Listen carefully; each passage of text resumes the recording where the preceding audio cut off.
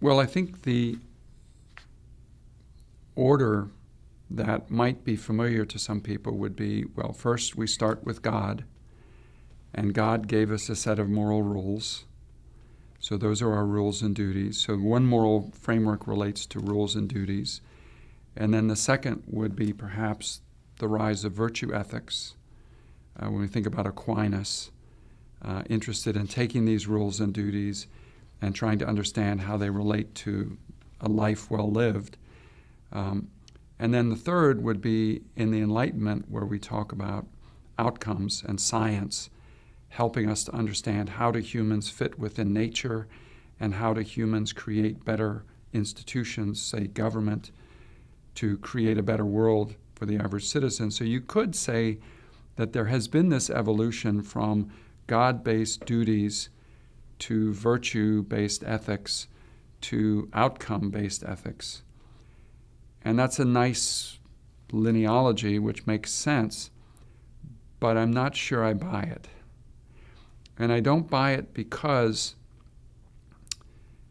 we could start, for example, with outcome-based ethics.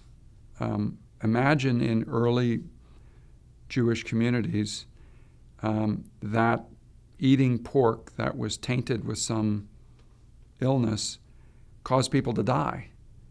Well, then you develop a rule very early that says don't eat pork.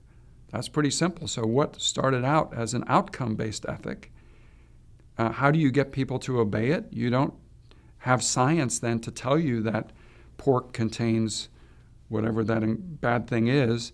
You don't have the science to tell you that, but you simply impose an injunction that says don't do it because it's bad to you, and from on high comes this rule. Same with rules from the Ten Commandments. We think about,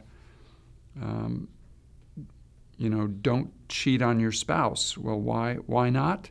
Well, because that produces all kinds of discord in the community, which is bad for the community.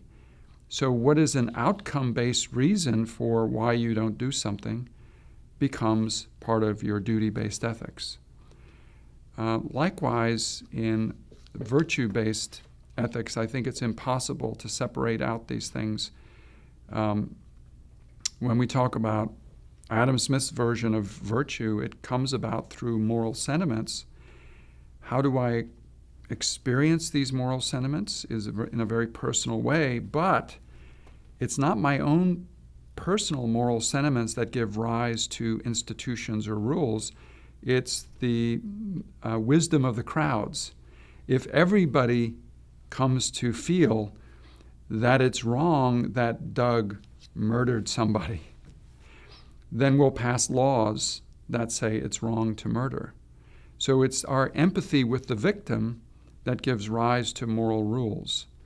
So if you're a virtue-based person, you do have duties, but what comes first is not the duty. What comes first is the virtue, the moral sentiments. And if you are a virtuous person who follows the duty, that will give rise to good outcomes. So it isn't that you can go from 1 to 2 to 3 in some linear fashion.